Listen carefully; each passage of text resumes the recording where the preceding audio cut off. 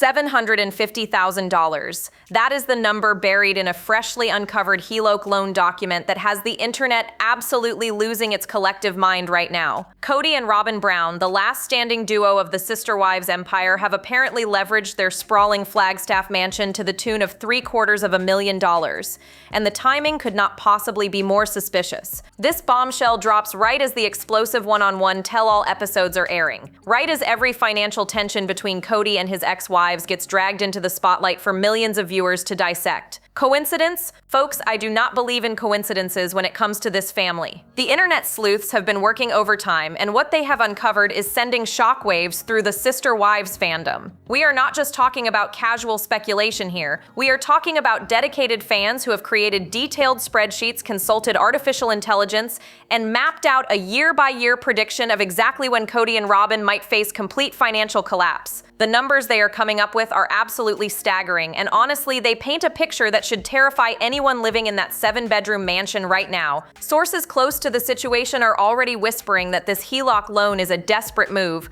a financial lifeline grabbed by two people who may have finally realized they have been living way beyond their means. One insider put it bluntly, saying they have been spending like the show will run forever, and now reality is catching up. And let me tell you, when you look at the lifestyle Kody and Robyn have been flaunting, that assessment feels generous. We are talking about a couple who upgraded from an already expensive home to a $2.1 million mansion, while simultaneously alienating every other income contributing member of their family. The irony here is absolutely staggering. For years, Kody preached about family unity, about everyone contributing to the collective good, about building something together on Coyote Pass that would house the entire Brown clan for generations. Now he is sitting in a massive mansion with his favorite wife while his ex-wives scramble to get the money they invested in previous properties. Mary Brown, the woman who was there from the very beginning, still has not been made whole from the money she poured into their previous home. Let that sink in for a moment. The patriarch who demanded loyalty and sacrifice from everyone else cannot even settle his debts with the women who gave him decades of their lives. But the numbers people are uncovering paint an even more alarming picture. And when fans decided to run all the public financial information through artificial intelligence, the timeline to potential bankruptcy made everyone's jaw hit the floor. For those unfamiliar with how a HELOC actually works, let me break this down in plain terms, because understanding this is crucial to grasping just how precarious the Brown financial situation may have become. A home equity line of credit is essentially a loan against the value of your house minus what you still owe on the mortgage. Think of it like a giant credit card where your home is the collateral. The bank says based on your equity, you can borrow up to a certain amount, and then you can draw from that line whenever you need cash. The key detail here is that taking out a HELOC does not mean you have used the money yet. It means you have access to it, like having a credit card with a massive limit sitting in your wallet. Now here is where the Brown situation gets interesting. Kody and Robyn sold their previous McMansion for $1.7 million, a tidy profit you might think. But then they turned around and purchased a $2.1 million 7-bedroom mansion in Flagstaff, immediately eating into whatever gains they had just made. This is not the behavior of people who are cautiously managing their finances. This is the behavior of people who believe the gravy train will never stop running. One financial expert who analyzed their situation commented that upgrading your home by $400,000 when your family is literally falling apart is financial planning. 101 of what not to do. The timing of this HELOC loan is what really raises eyebrows among those paying attention. Mary Brown invested significant money into the family's previous property, and according to multiple sources, she still has not received what she is owed. The settlement with Christine happened, sure, but Murray's situation remains unresolved. So when a document surfaces showing Kody and Robyn taking out a $750,000 line of credit against their home equity, people naturally start asking questions. Is this money intended for home repairs? Is it to finally pay off the ex-wives? Or is this a sign that the golden couple is already struggling to maintain their lavish lifestyle? The speculation has been running wild across every Sister Wives forum and social media platform. Some fans believe the HELOC is purely precautionary, a safety net for the uncertain future every reality television star eventually faces. Others are far less charitable in their assessment. One particularly savage commenter wrote that Robyn needed a new doll collection and Kody needed money for hair products. So here we are. Allow me to translate that for you. The fandom has absolutely zero faith that Kody and Robyn are making wise financial decisions, and their track record does nothing to prove the doubters wrong. What we do know for certain is that maintaining a $2.1 million property is not cheap. Property taxes, insurance, maintenance, utilities on a 7-bedroom home in Flagstaff all add up to staggering amounts that most people cannot even fathom. And when you factor in Robyn's well-documented shopping tendencies and the lifestyle they have become accustomed to, that HELOC might look less like a rainy day fund and more like a desperate attempt to keep up appearances. And when fans ran the numbers through artificial intelligence to predict just how long they could sustain this situation, the timeline to complete financial collapse was absolutely shocking. In a move that perfectly captures how invested the Sister Wives fandom has become in the Brown family finances, a dedicated fan recently decided to put ChatGPT to work. They compiled every piece of public financial information available about Kody and Robyn's situation, including the HELOC loan, the property values, the estimated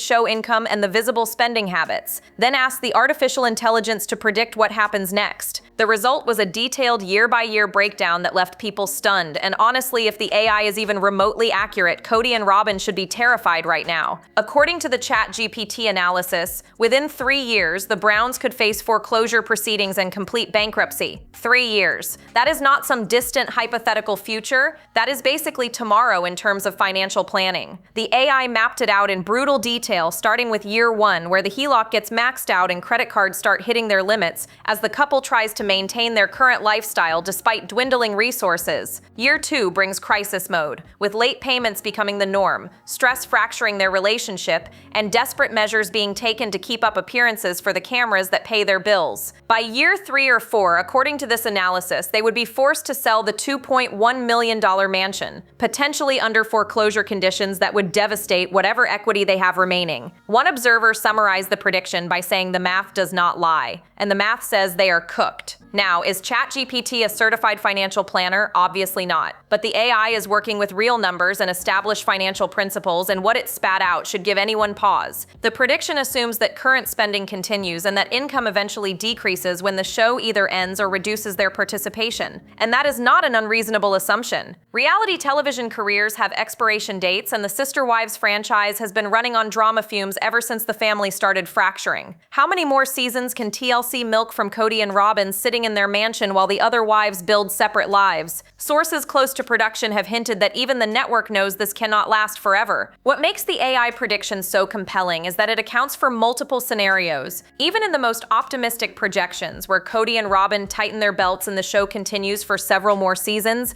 they still end up in a financially precarious position by the end of the decade. The less optimistic scenarios, which assume their spending remains unchanged and the show ends within 2 to 3 seasons, point to complete financial collapse. One fan who reviewed the analysis wrote that watching this family implode financially is like watching a slow-motion car crash where everyone keeps pressing the gas pedal. But wait until you hear the estimated monthly expenses that led to this devastating prediction, because the numbers are going to make your head spin. Let us talk about what it actually costs to live like Kody and Robyn Brown, because the estimated expense breakdown that fans have pieced together is absolutely mind-blowing. Starting with housing costs alone, we are looking at somewhere between $17,000 and $19,000 per month to maintain that 7-bedroom Flagstaff mansion. This includes the mortgage payment, property taxes on a $2.1 million home, homeowners insurance, utilities for what is essentially a small hotel, and basic maintenance. That is before anyone buys groceries, puts gas in the car, or heaven forbid purchases another collectible doll. Speaking of dolls, let us address the elephant in the room that is Robyn's infamous spending habits. Fans have been tracking her purchases for years now, documenting everything from the visible artwork in their home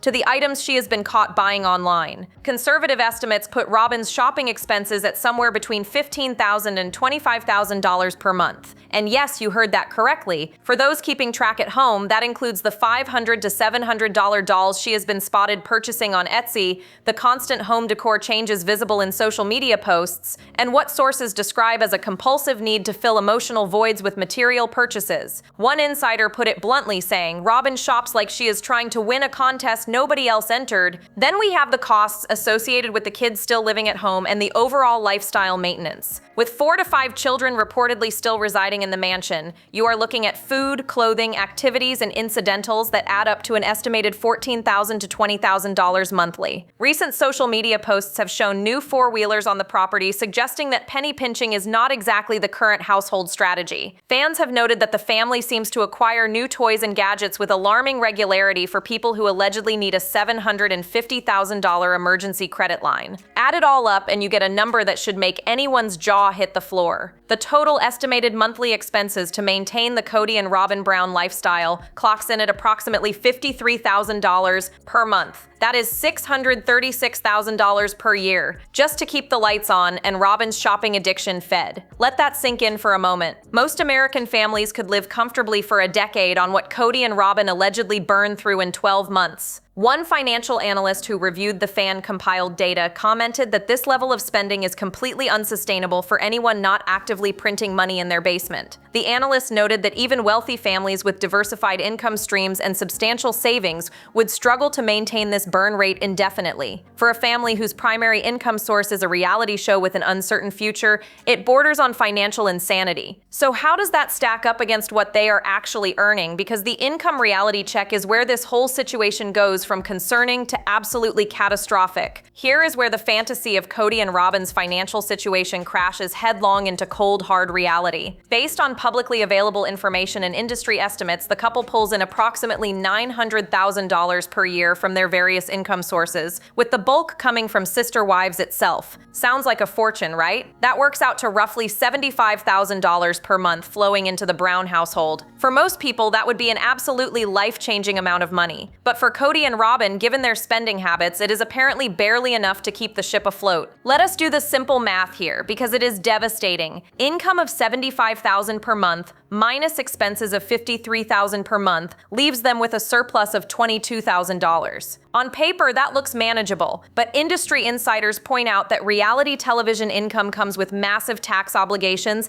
and that $900,000 shrinks considerably once Uncle Sam takes his cut. After taxes, agent fees, manager fees, and other professional expenses, the actual take-home is likely much closer to their expense line than anyone wants to admit. Kody has attempted to diversify his income through a side business selling gun parts and accessories online, and while the exact revenue from this venture is unknown, experts who have analyzed similar businesses estimate it brings in somewhere between $2,000 and $5,000 monthly, not exactly the financial savior the family needs. One business analyst who looked at Kody's operation commented that it is basically a hobby that occasionally turns a profit, not a sustainable income stream that could replace television money. That assessment seems generous, but here is where things go from manageable to absolutely terrifying. When the show eventually ends, and it will end because every show does, their income drops like a stone thrown off a cliff. Post-show income from residuals, social media presence, and occasional appearances might bring in around $13,000 per month. Meanwhile, even with some belt-tightening, expenses would likely remain around $39,000 per month. That is a monthly deficit of $26,000 per month. They would be hemorrhaging over $300,000 per year with no way to replace it. Some fans who have run even more pessimistic scenarios believe the situation could be worse than these estimates suggest. They point out that the couple's spending has shown no signs of slowing down despite the public financial scrutiny, and that reality television stars often have hidden debts and expenses that never make it into public view. One particularly harsh assessment suggested that the Browns are already operating at a deficit, and the HELOC is proof they have been raiding their home equity to cover the gap.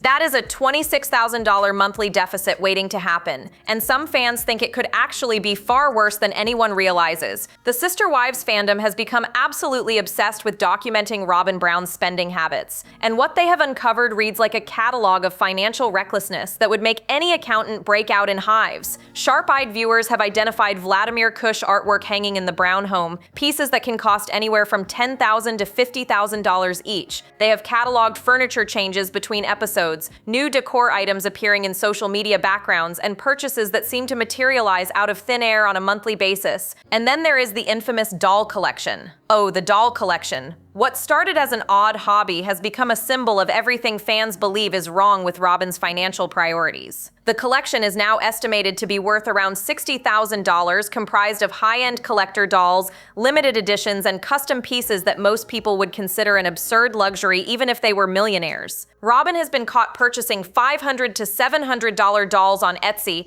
a fact that became public when internet sleuths identified her account through shipping details and purchase patterns. One commenter summarized the situation perfectly by writing that some people collect stamps, some people collect coins, Robyn collects reasons for bankruptcy.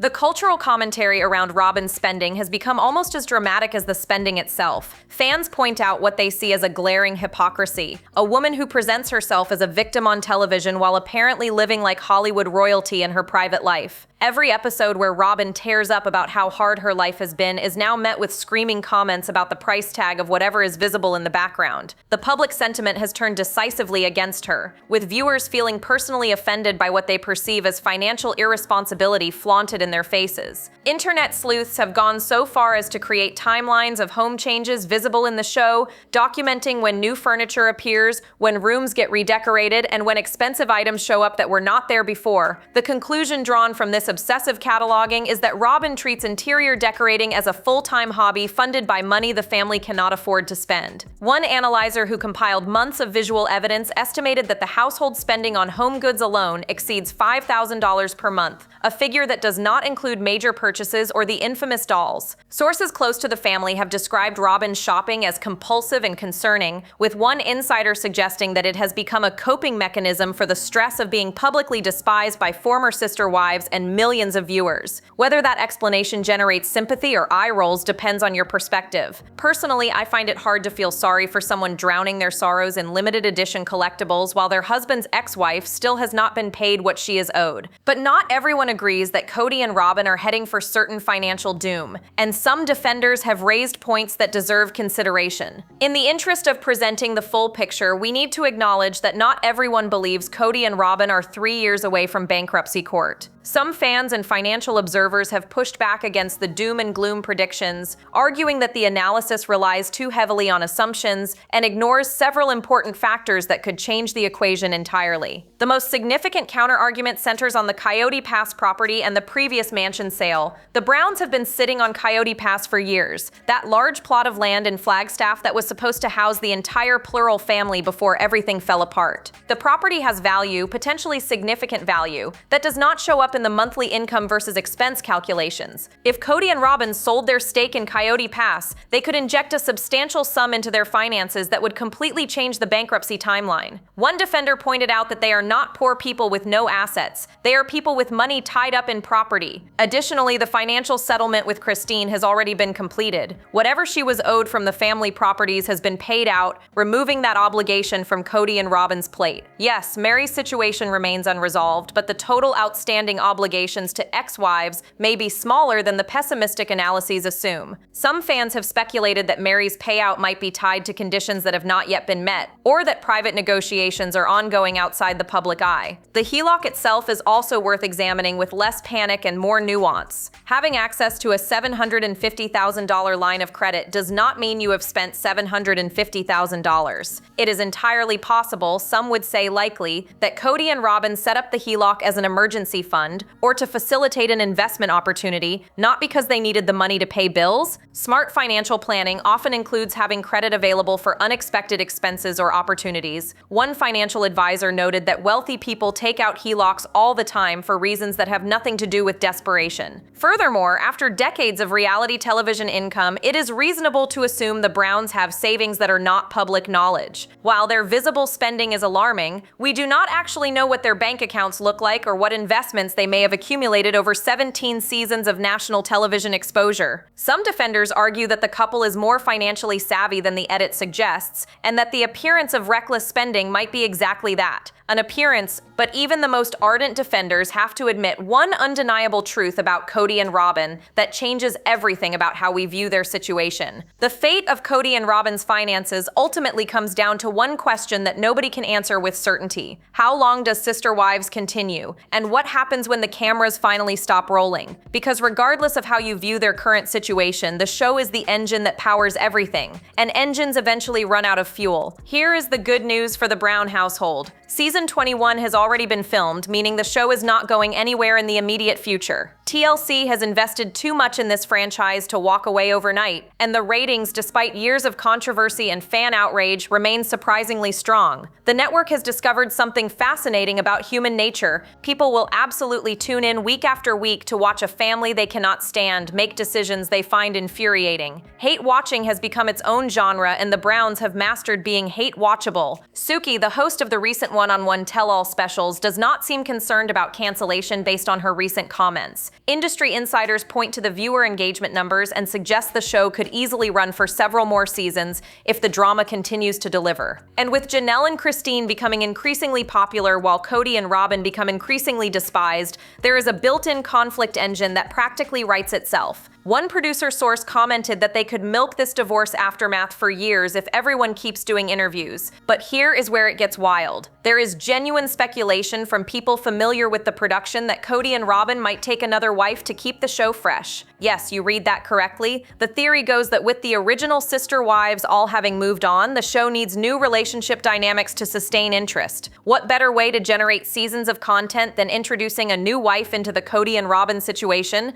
The idea seems insane, but reality television has proven time and again that insanity is good for ratings. The problem is that none of this is guaranteed. If the show ends in 2 to 3 seasons, as some industry predictions suggest, that is exactly the timeline where the ChatGPT bankruptcy analysis says things fall apart. The financial house of cards that Kody and Robyn have built requires ongoing television income to remain standing. Without it, the monthly deficits begin immediately, the HELOC gets drawn down, and the countdown to crisis mode starts ticking. One analyst summarized it perfectly by saying they are dancing on a volcano and hoping the music never stops. And speaking of uncertain futures, the ex-wives have been making some fascinating financial moves of their own that are raising eyebrows across the fandom. While Kody and Robyn enjoy their mansion in Flagstaff, the former sister wives have been engaging in some interesting financial activities that have fans asking pointed questions. Mary and Janelle were recently spotted doing paid appearances at a speed dating event in Salt Lake City, charging $39 per ticket for fans to mingle with divorced reality stars. Let that mental image settle in for a moment. Two women who spent decades in a plural marriage are now cashing in on their newfound single status at singles events. The irony is almost too perfect to be real. Janelle has become a one-woman enterprise, juggling multiple income streams with a hustle that puts Kody's gun parts side business to shame. She is involved with Tata Farms, offering one-on-one coaching services, has connections to a bike shop through her wellness journey, and yes, she is still pushing LuLaRoe products despite years of controversy surrounding that company. One observer noted that Janelle wakes up every day and chooses to work harder than anyone else in that family ever has. Whether that is admirable hustle or desperate scrambling depends on your interpretation. Mary has taken her own interesting path by converting her inherited bed and breakfast into an event space after shutting down the actual lodging operations. The transformation suggests a pivot in business model, moving away from the day-to-day demands of hospitality toward a more manageable event-based income. Fans have speculated about the reasons behind this shift, with some wondering if the B&B was struggling or if Mary simply wanted a less demanding lifestyle. Whatever the motivation, it represents a significant change in her financial strategy. The question that keeps surfacing in online discussions is telling. If the ex-wives are getting their Coyote Pass money and their settlements from Kody, why the apparent hustle? Why is Janelle diversifying into every possible income stream? Why is Mary doing paid fan appearances at singles events? The obvious answer is that they are smart enough to prepare for a future where television income disappears. But some fans wonder if the settlements were smaller than expected, or if there are financial pressures we do not know about that are driving this activity. Sources familiar with the situation suggest that all the former wives are acutely aware that the sister wives gravy train has a limited lifespan. Unlike Kody and Robyn, who appear to be spending as if the show will run forever, the ex-wives seem to be building independent income streams that will survive cancellation. One insider observed that Christine, Janelle, and Mary learned from the family finances how not to handle money, and now they are doing the opposite, which brings brings us to the ultimate question of what all of this financial chaos means for the Brown family as a whole. When you step back and look at the complete financial picture of the Brown family, a pattern emerges that is as predictable as it is tragic. Kody and Robyn made a series of choices, each one individually defensible perhaps, but collectively representing a march toward potential disaster. They upgraded their lifestyle to a $2.1 million mansion while the family fractured around them.